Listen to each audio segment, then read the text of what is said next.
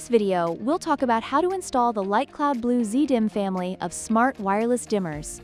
The ZDIM is an in-wall wired dimmer switch that can be connected to 120 volts or 277 volts and requires constant power. The ZDIM should be used when controlling all Lightcloud Blue-enabled lights. The ZDIM has no terminals to connect a load. For a connected load, use the XDIM family of dimmers. The ZDIM requires constant power. Before getting started, be sure that the power to the circuit is turned off. Now we're ready to wire our dimmer. Connect the black hot wire to the black screw. Connect the white neutral wire to the silver screw. And connect the green ground wire to the green screw.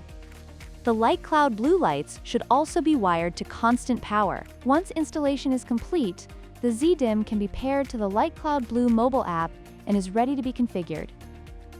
In the Lightcloud Blue mobile app, the ZDIM can be programmed to control entire site and control all lights within the site, making this dimmer a global device. Additionally, you can set your dimmer to switch mode so that the dimmer will only turn lights on/off, no dimming.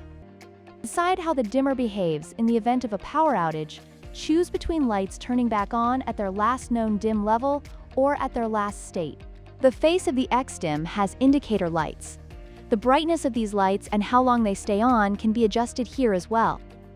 The ZDIM can be used in the typical 3-way, 4-way, any-way applications without the need for any additional traveler wires. Connect all ZDIMs to constant power and group them together in the same area in Lightcloud Blue mobile app to allow for wireless communication between Lightcloud Blue devices. Download the Lightcloud Blue app today to get started.